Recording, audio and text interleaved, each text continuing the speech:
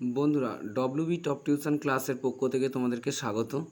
আজ আমরা class 7-এর model question paper 15 এর অঙ্কগুলির সমাধান করব।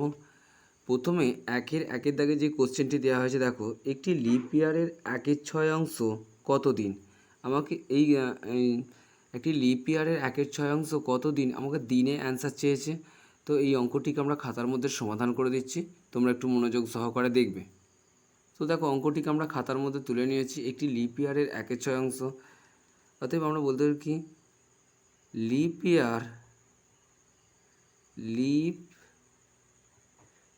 ইয়ার সমান সমান কতদিন?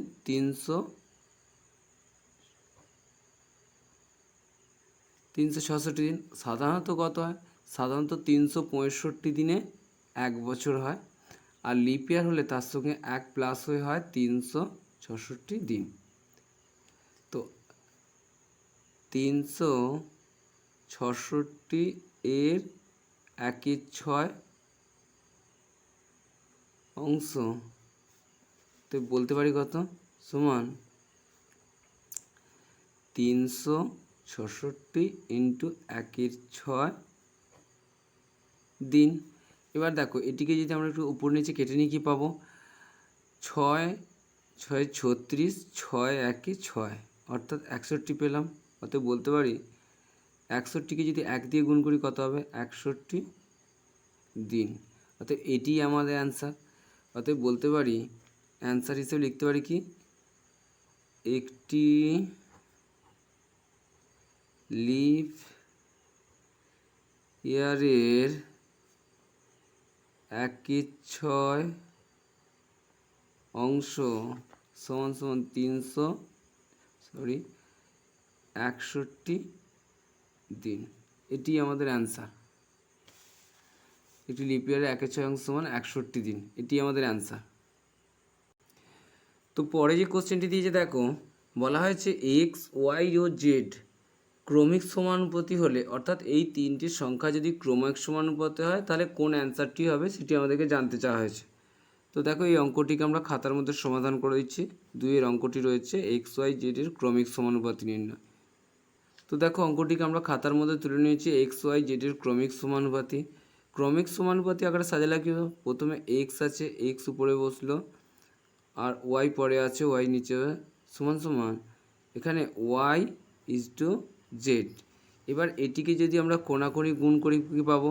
দেখো, ওয়াইয়ের সাথে ওয়াই গুণ হলে হয় ওয়াই স্কোয়ার, আর জেডের সাথে এক্সের গুণ হলে হবে জেড এক্স করতে পারো বা এক্স জেডও করতে পারো, অসুবিধা নেই। তো এটি হবে আমাদের অ্যান্সার, অর্থাৎ এর ক্রমিক সমানুপাতি হয় কোনটি? এটি x square equal Z x. এটি আমাদের অ্যান্সার। পরের কোশ্চেনটি দেখো। পরে যে কোশ্চেনটি দিয়েছে, দেখো 1-3 দেখো, কোশ্চেনের সঠিক উত্তর নির্বাচন করো।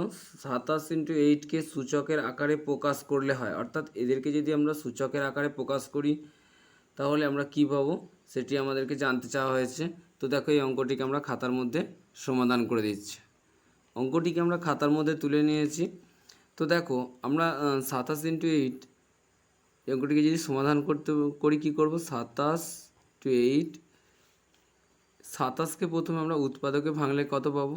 27 3 9 27 আর 3 3 9, অর্থাৎ দেখো এখানে কত বললাম? 3টি 3 পেলাম, অর্থাৎ 3-এর কিউব বলতে পারি। 8কে যদি আমরা উৎপাদকে বিশ্লেষণ করি কত পাবো? 8কে ভাঙলে 2 4 8 আর 2 2 4। দেখো এখানে 1 2 3, 3টি 2 পেলাম, অর্থাৎ 2-এর কিউব। এখানে আমরা লিখতে পারি কত? সমান 27 সমান সমান পেয়েছি আমরা কত? 3-এর কিউব ইন্টু 8 সমান সমান 2-এর কিউব। এবার দেখো, উভয়েরই সূচক আমাদের এক দেখতে পাচ্ছি, এরও কিউব আছে, এরও কিউব আছে। সেক্ষেত্রে আমরা এই দুটি সংখ্যা যদি গুণ করি কত পাবো? 3 দিয়ে গুণ করলে 6, আর এদের হচ্ছে 6-এর কিউব পাবো আমরা। তো দেখো, এখানে এটি আমাদের অ্যান্সার, অর্থাৎ সূচকের আকারে এই গুণফলটিকে আমরা যদি সূচকের আকারে প্রকাশ করি কত পাবো? 6-এর কিউব পাবো। পরে যে কোশ্চেনটি আছে, দেখো তোমরা ফার্স্টে যে কোনো সংখ্যা যদি এরকম করে গুণ দিয়ে বলা হয় যে সূচকের আকারে প্রকাশ করো, সেক্ষেত্রে তোমরা সংখ্যাগুলিকে এরকমভাবে উৎপাদকে বিশ্লেষণ করে নেবে। নেওয়ার পর তাদের যে সূচক হবে, যে সংখ্যার সূচক হবে সেই সংখ্যাগুলিকে গুণ করে দিয়ে তাদের যে একই সূচক আছে সেই সূচকটি দিয়ে দেবে, তাহলে অঙ্কটি হয়ে যাবে। পরে যে কোশ্চেনটি দিয়েছে যা সঠিক উত্তরটি নির্বাচন করো। কোন চতুর্ভুজের কর্ণদ্বয় সমান হয়? আয়তক্ষেত্রের, সামান্তরিকের, রম্বসের ও ট্র্যাপিজম। এদের মধ্যে কোনটির কর্ণদ্বয় সমান হয় সেটি আমাদেরকে নির্ণয় করতে বলা হয়েছে। তো দেখো অঙ্কটিকে আমরা খাতার মধ্যে করে দিচ্ছি। তো দেখো আমরা এখানে অ্যান্সার হিসেবে বলতে পারি আয়তক্ষেত্রাকার চতুর্ভুজের কর্ণদ্বয় সমান। কারণ হিসেবে কি বলতে পারি, ধরো আয়তক্ষেত্রাকার কেমন হয়, আয়তক্ষেত্র আমি হাতের উপরে এঁকে দিচ্ছি, দেখো তোমরা জাস্ট তোমাদেরকে বোঝানোর জন্য তোমাদেরকে ছবিটা আঁকার প্রয়োজনে শুধু অ্যান্সারটা দিলেই হবে। তো দেখো এইরকম হয় আয়তক্ষেত্রাকার, অর্থাৎ আয়তক্ষেত্রাকারের বিপরীত বাহুগুলি সমান হয় আর প্রত্যেকটি কোণ সমকোণ হয়। সমকোণ বলতে কি, 90, এই কোণটিও 90 ডিগ্রি হবে, এই কোণটিও 90 ডিগ্রি হবে, এই কোণটিও 90 ডিগ্রি হবে, এই কোণটিও 90 ডিগ্রি হবে। এবার দেখো কর্ণ বলতে আমরা বুঝি এটি যদি নাম দিই এ বি সি ডি নাম দিই, এবার দিকে কর্ণ বলতে কি, এ বি ডি হলো একটি কর্ণ, এরকে যদি আমরা এরকমভাবে স্ট্রেট, এটি একটি কর্ণ পেলাম আর এটির সাথে আমরা পেলাম কত, এই কর্ণটি। তো দেখো এই যে এ বি এ সি আর বিডি এই কর্ণ দুটি সমান, কারণ প্রত্যেকটি বাহু এর সমকোণে আছে, এই প্রত্যেকটি কোণ সমকোণে আছে, তাই এদের কর্ণগুলি পরস্পর সমান। তাই বলতে পারি আয়তক্ষেত্রাকার চতুর্ভুজের কর্ণদ্বয় সমান হয়। এটি আমাদের অ্যান্সার। এইটি তোমাদেরকে বোঝানোর জন্য করেছি, এটি পরীক্ষার জন্য করা নেই, এইটুকু অ্যান্সার লিখলেই হবে। পরে কোশ্চেনটি দেখো। তো পরে যে কোশ্চেনটি দিয়েছে দেখো 2-এর 1 দাগে কোশ্চেনটি যে পূর্বে একটি বইয়ের দাম ছিল 120 টাকা, বর্তমানে ওই বইয়ের দাম 150 টাকা। বইটির দাম শতকরা কত বেড়েছে হিসাব করে, অর্থাৎ 100 টাকায় কত টাকা দাম বৃদ্ধি পেয়েছে সেটিকে আমাদেরকে হিসাব করে বলতে বলা হয়েছে। তো দেখো অঙ্কটিকে আমরা খাতার মধ্যে তুলে নিয়েছি। পূর্বে বইয়ের দাম ছিল 120 টাকা, বর্তমানে সেই বইয়ের দাম হয়েছে 150 টাকা, অর্থাৎ দাম বৃদ্ধি পায় কত, অতএব আমরা বলতে পারি অতএব দাম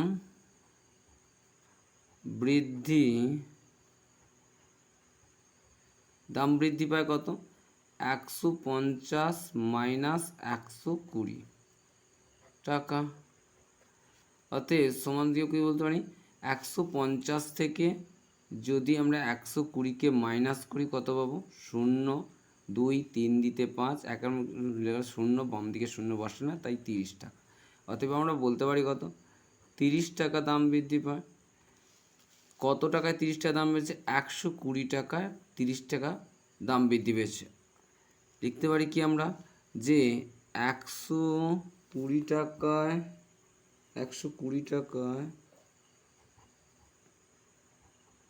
টাকায় বইয়ের দাম বৃদ্ধি পায়, কত টাকা বেড়েছে, 30 টাকা। 1 টাকায় দাম বৃদ্ধি পাবে কত, 1 টাকায় কম বৃদ্ধি পাবে, কম হলে কি হয় ভাগ, 30 ভাগ 120 টাকা, 1 টাকায় বৃদ্ধি পায়। আমাদেরকে জানতে চাইছে 120 টাকায় কত টাকা বৃদ্ধি পায়, অতএব 100 টাকায় কত শতকরা জানতে চাওয়া হয়েছে, 100 টাকায় ডট দিয়ে দাও, 100 টাকায় দাম বৃদ্ধি পায় কত, 100 টাকায় দাম বৃদ্ধি পায়, 1 টাকায় যা দাম বৃদ্ধি পেয়েছে 100 টাকায় তার থেকে বেশি বৃদ্ধি পাবে, বেশি হলে গুণ হয়, 30 ইন্টু 100 আর এই 120। এবার দেখো আমরা এই শূন্যর সাথে এই শূন্য কেটে দিলাম, 3 একে 3, 3 4-এ 12, 4 দিয়ে যদি 100 কাটি, 4 25-এ 100 হয়, সমান কত, 25 টাকা। অতএব আমরা অ্যান্সার হিসেবে লিখতে পারি কি, শতকরা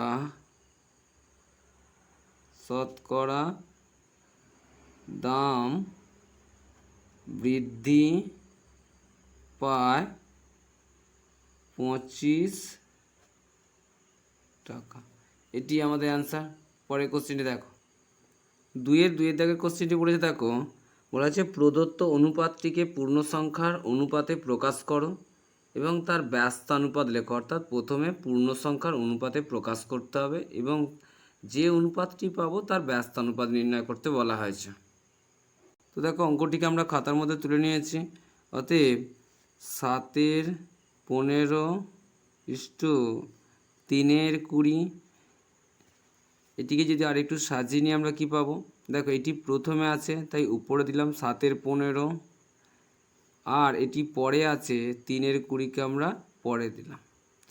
এটিকে যদি আর একটু সমাধান করি কি পাবো, দেখো 7-15 যেমন ছিল বসে দিলাম। এবার এইটি ভাগে আছে, পুরো অংশটা ভাগ থেকে যদি গুণে করি আমাদের কী করতে হয়, নিচের হরটি উপরে যাবে 20 আর উপরের লবটি নিচে আসবে। এবার এদেরকে যদি আমরা একটু উপর নিচে কেটে নিতে হবে, 5-3-15, 5-4-20।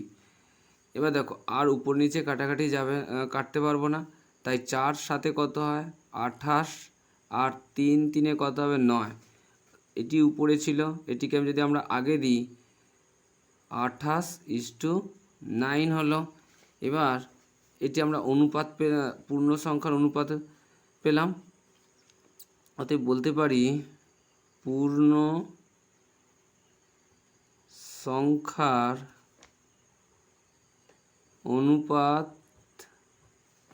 হবে 28:9। এবার দেখো এটিকে যদি এর ব্যস্ত অনুপাত কত, এর ব্যস্ত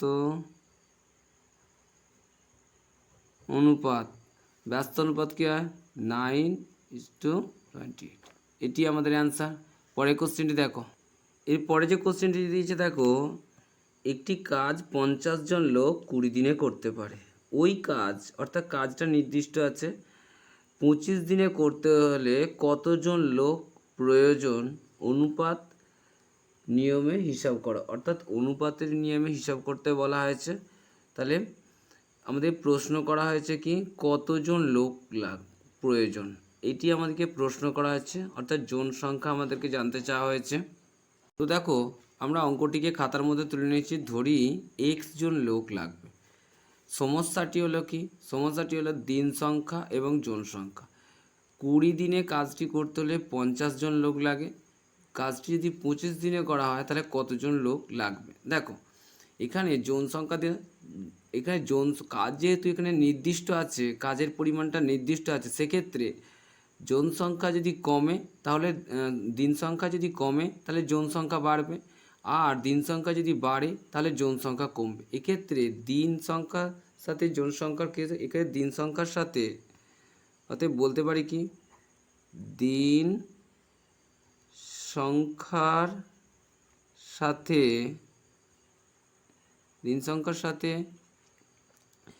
লোক সংখ্যা বা জন সংখ্যা করতে পারো, লোক সংখ্যার ব্যস্ত সম্পর্ক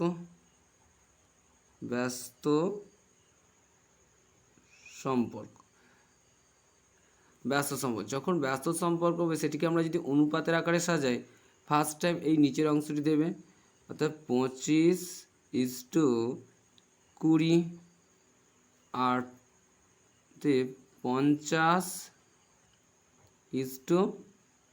আমরা কত ধরি x জন লোক লাগবে, এখানে আমরা চতুর্থ সমানুপাত হিসেবে x দিয়ে দেবো।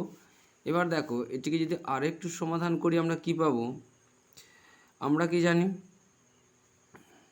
তো এখানে চতুর্থ সমানুপাত নির্ণয় করতে বলেছে, আমি লিখে করে দিচ্ছি, তোমরা পরীক্ষার সময় এই লেখাটার প্রয়োজন নেই। প্রথম পদ ইন্টু চতুর্থ পদ সমান সমান দ্বিতীয় পদ গুণ তৃতীয় পদ। এবার এটিকে যদি আর আমরা প্রথম পদ কত পেয়েছি, প্রথম পদ 25 দিলাম, চতুর্থ পদ কত আছে x ধরেছি, সমান সমান দ্বিতীয় পদ আছে 20 দিলাম, তৃতীয় পদ আছে 50 গুণ 50 দিলাম। যেহেতু আমাদের x এর মান নির্ণয় করব, তাহলে আমরা বলতে পারি কি, x এর মান নির্ণয় করব, সেক্ষেত্রে আমরা এক্সটাকে বাম দিকে রাখবো, আর এই 25টি যেহেতু এখানে গুণে ছিল, ইকুয়াল সাইন এদিকে ভাগে বসবে, 20 × 50 হয় 25। এবার যদি 25 দিয়ে আমরা উপর নিচে কাটি, 25 1 25, 25 2 50, আর 20-র সাথে 2 গুণ করলে কত হবে 40, অতএব 40 জন। অতএব আমরা অ্যান্সার হিসেবে কি লিখতে পারি, অ্যান্সার হিসেবে দেখো অ্যান্সার হিসেবে আমরা লিখতে পারি 25 দিনে কাজটি সম্পূর্ণ করতে 40 জন লোক লাগবে। এটি আমাদের অ্যান্সার। পরের কোশ্চেনটি দেখো, তো আমাদের 3-এর একের দাগে যে কোশ্চেনটি দিয়ে সূচকের নিয়মে সরল করো। 3 × 7 তার সূচক হিসেবে 2 দেওয়া রয়েছে, গুণ 2 সূচক হিসেবে 4 দেওয়া রয়েছে, গুণ 7 তার সূচক হিসাবে আমাদের 0 দেওয়া রয়েছে। পরে দেখো কী দেওয়া হয়েছে, 21 × 112। এইগুলোকে আমাকে যে সূচকের নিয়মে সরল করতে বলা হয়েছে। তো দেখো অঙ্কটিকে আমরা খাতার মধ্যে তুলে নিয়েছি।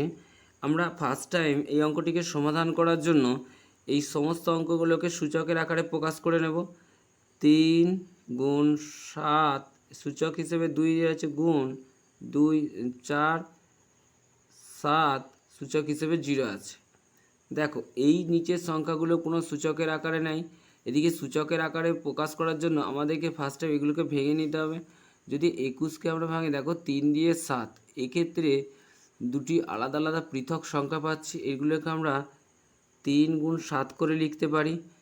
আর এখানে দেখো 112 আছে, 112কে যদি আমরা মৌলিক উৎপাদকে ভাঙি কত পাবো, 2 দিয়ে কাটলে 56 হবে। দেখো 5 দুগুণে 10, 2 6 12, 2 দিয়ে কাটলে কত হবে, 2 2 4 আর 8 দুগুণে 16, 28 দুগুণে 56 পাবো। 2 দিয়ে কাটলে এটা 14 পাবো, আর এটা 2 দিয়ে কাটলে 7 পাবো।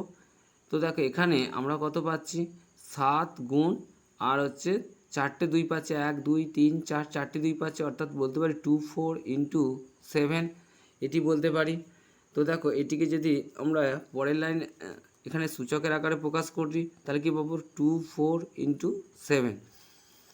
এটিকে আর একটু সমাধান করে নিলে কি পাবো, 3 × 7² × 24 দেখো এখানে 7-এর 0 আছে। আমরা কি জানি, এক্সের উপর 0 অর্থাৎ তার মান হয় 1, অর্থাৎ যে কোনো সংখ্যার ওপরই সূচক হিসেবে 0 দেওয়া থাকলে তার মান 1 হয়।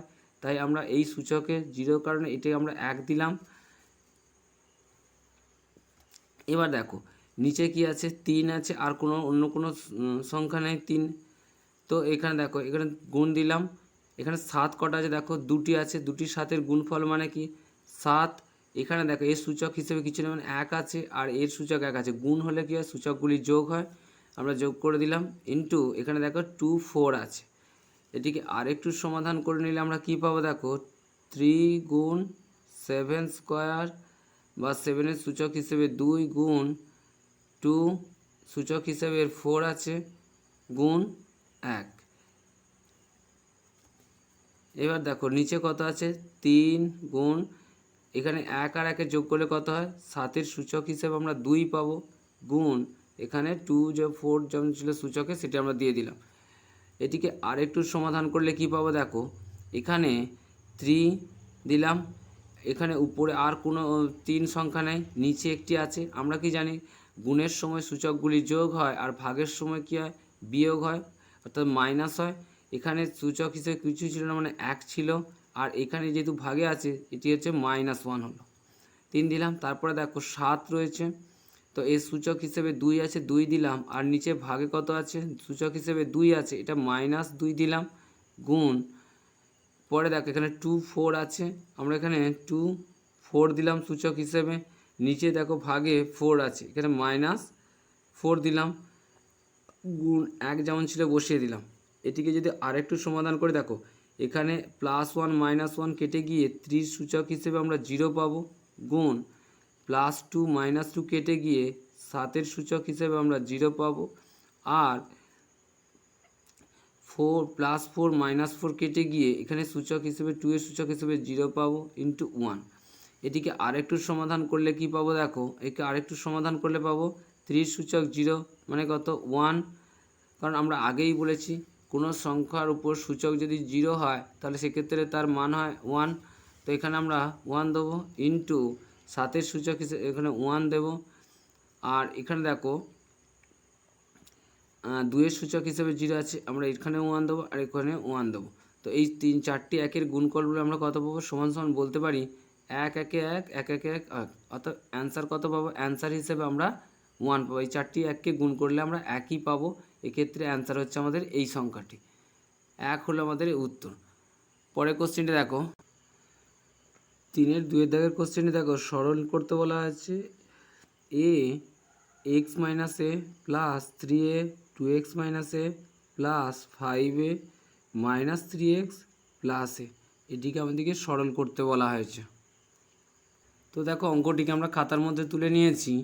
এটিকে যদি আমরা সরলে প্রকাশ করি কী পাবো?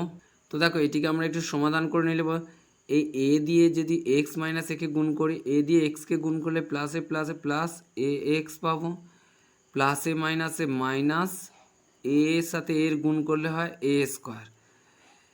এবার দেখো প্লাস 3a দিয়ে যদি এই দুটি সংখ্যাকে গুণ করি, প্লাসে প্লাসে প্লাস 3 দিয়ে কত হবে 6, এর সাথে এক্সের গুণ করলে হয় এ এক্স, প্লাসে মাইনাসে মাইনাস 3 একে 3 পাবো, আর এর সাথে এর গুণ করলে হবে এ স্কোয়ার। প্লাসে মাইনাসে কী হবে মাইনাস, 5-এর সাথে 3 গুণ করলে হবে 5 3-এ 15, এর সাথে এক্সের গুণ করলে হবে এ এক্স, প্লাসে প্লাসে প্লাস 5-এ 1কে পাবো 5, আর এর সাথে এর গুণ করলে কত হবে এ স্কোয়ার পেলাম। এটিকে আমরা আরেকটু সাজিয়ে নিলে কি পাবো? দেখো ফার্স্টে আমরা এই স্কোয়ারগুলোকে আগে নিয়ে আসবো। দেখো এখানে প্লাস 5a স্কোয়ার রয়েছে, এটিকে যদি আমরা এখানে লিখি 5a স্কোয়ার মাইনাস এখানে এ স্কোয়ার রয়েছে, আর কি রয়েছে মাইনাস 3a স্কোয়ার পেলাম আমরা। এরপর দেখো এখানে রয়েছে কত মাইনাস 15ax মাইনাস 15ax, আর এখানে প্লাস ax রয়েছে, আরেকটা হচ্ছে প্লাস 6ax রয়েছে, প্লাস 6ax। এই যে অঙ্কটিকে আরেকটু সমাধান করলে কি পাবো? দেখো এখানে রয়েছে 5a স্কোয়ার, যদি তার থেকে একটি a স্কোয়ার বাদ যায় কত 4a স্কোয়ার পাবো, আর এখানে মাইনাস 3a স্কোয়ার যেমন ছিল বসিয়ে দিলাম, মাইনাস 15ax থেকে যদি একটি ax প্লাস ax বাদ যায় কত হবে মাইনাস 14ax পাবো, আর এখানে প্লাস 6ax বসিয়ে দিলাম। এটিকে আরেকটু সমাধান করে দেখো এখানে 4a স্কোয়ার রয়েছে, এখানে 3a স্কোয়ার, 4টি a স্কোয়ার যদি 3টি a স্কোয়ার বাদ যায় আমরা কটে পাবো একটি a স্কোয়ার। এবার এই চিহ্নটি কিসের হবে? প্লাসের হবে, কারণ এখানে 4 সংখ্যাটি বড়, 4a স্কোয়ারটি বড়, এই জন্য এর চিহ্নটি বসবে এখানে। এখানে দেখো 14ax রয়েছে মাইনাস, তার থেকে যদি 6টি বাদ যায় আমরা মাইনাস 8ax পাবো। এখানে মাইনাস কেন হলো? কারণ দেখো এখানে 14 একটি বড় সংখ্যা আর এটি 6টি ছোটো সংখ্যা, আমরা সবসময় জানি কি বড়োর চিহ্নটি বসে, অর্থাৎ মাইনাস চিহ্নটি এখানে বসবে। এখান থেকে দেখো এর থেকে এই দুটি সংখ্যা থেকে কি কমন পাবো? দুটি সংখ্যা থেকে আমরা a কমন পাবো, তাই a কমন নিলাম। এখানে দুটি a স্কোয়ার অর্থাৎ দুটি a ছিল, এর থেকে একটি a যদি আমরা কমন নিই শুধু একটি a পড়ে থাকবে।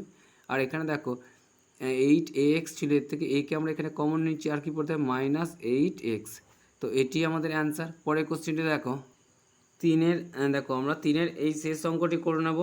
3-এর দাগে রয়েছে এক্স সমান সমান -2, ওয়াই সমান -1 হলে x cube minus 8y cube সমান কত? এক্স কিউব মাইনাস 8y কিউবের মান নির্ণয় করতে বলা আছে, সেক্ষেত্রে আমরা এটির মান নির্ণয় করব। তো দেখো আমরা অঙ্কটিকে খাতার মধ্যে তুলে নিয়েছি। আমরা এই সংখ্যাটির মান নির্ণয় করতে বলেছে, অতএব বলতে পারি x cube minus 8y cube. এটিকে যদি আমরা একটু সাজিয়ে নিই কী পাবো? দেখো এক্সের যদি আমরা হোল কিউব দিই মাইনাস 8কে যদি আমরা ভাঙি কত পাবো? 8কে ভাঙলে 2 4-এ 8 পাবো, 2 2-এ 4 অর্থাৎ 3টে 2 পেলাম। আমরা বলতে পারি 2-এর কিউব, অর্থাৎ 2y এর হোল কিউব দিলাম। দেখো এখানে 2-এর কিউব 2ও কিউব পেলো, এই ওয়াইও কিউব পেলো। এবার এই অংশটি দেখো একটি সূত্রে পড়েছে, তোমরা অঙ্ক করার সময় এই সূত্রটি পাশে লিখবে না, তোমরা রাফে করবে, করে অঙ্কটি সমাধান করবে। দেখো এ কিউব মাইনাস বি কিউবের সূত্র কি? এ minus B A square plus A B plus B square, এটি হলো সূত্র। এটিকে আমরা এ ধরেছি, এটিকে পুরোটিকে আমরা 2yকে বি ধরেছি। এবার এ এর জায়গায় আমরা এক্সকে দেবো, আর বি এর পরিবর্তে আমরা 2yকে দেবো। অতএব বলতে পারি কি, দেখো a মাইনাস বি অর্থাৎ এক্স মাইনাস 2y পেলাম। আর পরে কি আছে এ স্কোয়ার অর্থাৎ কি এক্সের আমরা হোল স্কোয়ার দিলাম প্লাস এ বি, এ বলতে এক্স, বি বলতে 2y দিলাম প্লাস কি আছে প্লাস বি স্কোয়ার অর্থাৎ 2y এর আমরা হোল স্কোয়ার দিলাম। এবার আমরা পাশে বলতে পারি কি এক্স সমান -2 ও ওয়াই সমান -1 বসিয়া পাই, অর্থাৎ এক্স আর ওয়াই এর মানটা বসিয়ে আমরা কী পাবো দেখো, এটিকে যদি আরেকটু সমাধান করি কি পাবো, এখানে এক্স এর মান কত আছে, এক্স এর মান আছে -2, আমি -2 দিলাম, আর ওয়াই এখানে মাইনাস ছিল, এই মাইনাস আমরা দিয়ে দিলাম, 2 ইন্টু ওয়াইয়ের মান কত আছে, ওয়াইয়ের মান হিসেবে আমরা পেয়েছি -1, তো ওয়াইয়ের মান আমরা এখানে -1 দেব। তো দেখো অঙ্কটিকে আরেকটু সমাধান করলে এখানে পরে এক্স সমান কত পেয়েছে -2 এর হোল স্কোয়ার দিলাম প্লাস এই প্লাসটা এখানে এলো, এক্স এর -2 এখানে বসালাম গুণ 2 ওয়াইয়ের মান আছে -1, এটিকে আমরা ব্র্যাকেটের মধ্যে রাখলাম। তো দেখো এখানে প্লাস চিহ্ন ছিল, এখানে প্লাস দিয়ে দিলাম, 2 যেমন ছিল বসিয়ে দিলাম, ওয়াইয়ের মান -1 আছে -1 দিয়ে তার হোল স্কোয়ার দিলাম। তো দেখো অঙ্কটি এবার আমরা যদি আরেকটু সমাধান করি কী পাবো দেখো, এখানে -2 এখানে যেমন -2 ছিল দিলাম, এই মাইনাস এখানে বসলো, 2-এর সাথে 1-এর গুণ করলে কত হবে, 2 1-কে পাবো 2, কিন্তু প্লাসে মাইনাস এটা -2 হবে, এই মাইনাস আর 2-এর এদিকে কিছু না মানে প্লাসে মাইনাসে গুণ করে -2 হয়েছে, সেকেন্ড ব্র্যাকেট ক্লোজ করে দিলাম।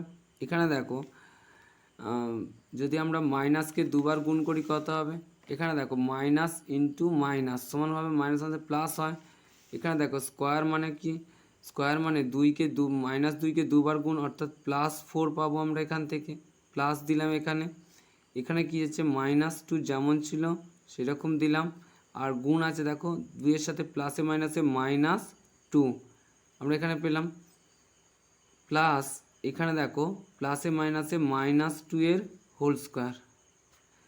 এই অংশটি আরেকটু সমাধান করলে কি পাবো দেখো, এখানে আছে -2 আর এখানে আছে মাইনাসে গুণ করলে হবে +2 পেলাম। এবার দেখো এই অংশ থেকে আমরা কি পাবো, এই অংশ থেকে 4 পেলাম, আর এই প্লাস যেমন ছিল বসিয়ে দিলাম, দেখো মাইনাসে গুণ করলে প্লাস হয়, প্লাসের সাথে এই প্লাস গুণ করলে +4 হলো। এবার দেখো এখানে মাইনাস কত রয়েছে, -2 রয়েছে, -2কে দুবার গুণ করলে কত হয়, মাইনাসে প্লাস হয়, সেই প্লাসের সাথে এই প্লাস গুণ করলে কত হয়, +4 হয়। এবার দেখো এই পুরো অংশটি থেকে আমরা এই 4 পেলাম, এই পুরো অংশটি থেকে আমরা এই 4 পেলাম, আর এই 4টি তো আগে থেকেই ছিল। পরে দেখো এই অংশটিকে সমাধান করলে কি হবে, প্লাস মাইনাস কেটে প্লাসে মাইনাসে কেটে গিয়ে 0 হবে গুণ, এখানে দেখো 4 আর 4 যোগ করে 8 হবে, 8-এর সাথে 4 যোগ করলে কত হবে 12, 12কে যদি আমরা শূন্য যে কোনো সংখ্যাকে 0 দিয়ে গুণ করলে তার উত্তর হয় 0। তো এটি আমাদের অ্যান্সার। পরের কোশ্চেনটি দেখো, পরে যে কোশ্চেনটি দিয়েছে দেখো, এবি সরলরেখাংশের বি বিন্দুতে পেন্সিল কম্পাসের সাহায্যে বিসি লম্ব আঁকো।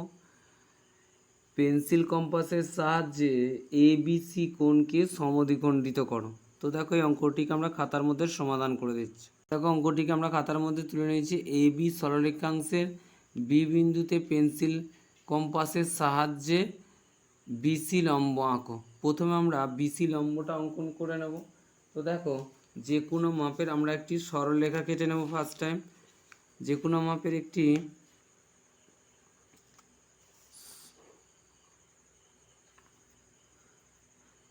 মাপের একটি সরলরেখা কেটে নিলাম।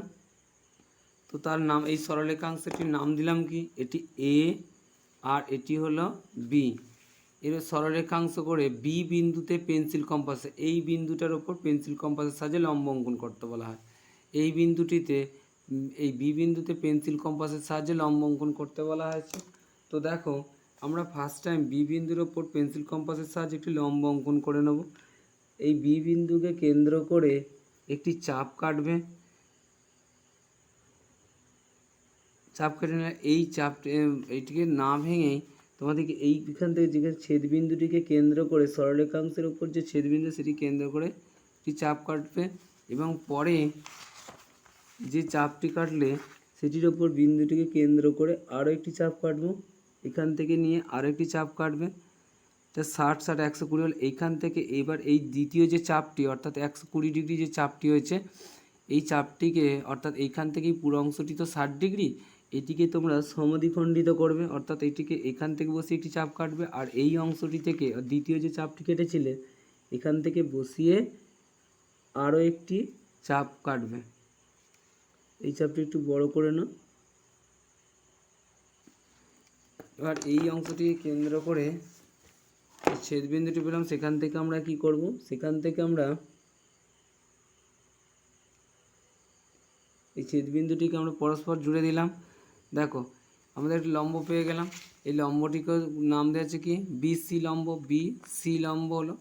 এবার এই যে এবিসি কোণকে কী করতে হবে, সমদ্বিখণ্ড, এই এবিসি এই যে কোণটি পেয়েছি এই কোণটিকে আমাদেরকে সমদ্বিখণ্ডিত করতে বলা হয়েছে।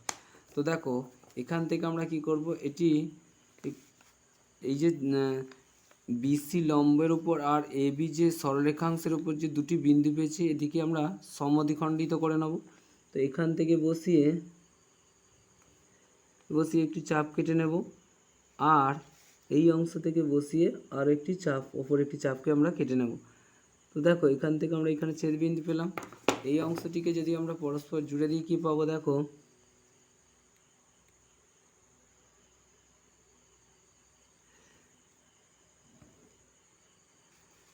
সমদ্বিখণ্ডিত করলাম। তো দেখো এটি আমাদেরকে অঙ্কন করতে বলা হয়েছিল, বিসি লম্বের উপর সমদ্বিখণ্ডক করো। তো এটির আমরা নাম দিলাম এক্স। পরে কোশ্চেনটি দেখো, পরে যে কোশ্চেনটি দেওয়া আছে দেখো, স্কেল ও কম্পাসের সাহায্যে 30 ডিগ্রি কোণ অঙ্কন করতে বলা আছে। আমরা শুধুমাত্র স্কেল ও কম্পাস ব্যবহার করে কিভাবে 30 ডিগ্রি কোণ অঙ্কন করা যায় দেখব। তো দেখো আমরা স্কেল ও কম্পাস ব্যবহার করে প্রথমে ফার্স্ট টাইম যে কোনো একটি মাপে কি করবে, তোমরা সরলরেখা কেটে নেবে। সরলরেখা কেটে নেওয়ার পর এই সরলরেখাংশটির উপর বিন্দুটিকে কেন্দ্র করে একটি চাপ কাটবে। এটিকে কেন্দ্র করে আমরা একটি চাপ কেটে নিলাম। এবার দেখো এই সরলরেখাংশের যে ছেদবিন্দুটা, এই ছেদবিন্দুটিকে কেন্দ্র করে আরও একটি চাপ কাটবে। এটা আমরা 60 ডিগ্রি পেলাম। 60 ডিগ্রিকে যদি আমরা সমদ্বিখণ্ডিত করি কত পাবো, 30 ডিগ্রি পাবো। তো 60 ডিগ্রিকে আমরা এখান থেকে বসিয়ে সমদ্বিখণ্ডিত করে দিলাম। দেখো সমান দুটো ভাগে ভাগ হয়ে গেল। এই অংশটি যদি আমরা পরস্পর জুড়ে দিই আমরা 30 ডিগ্রি কোণ পাবো।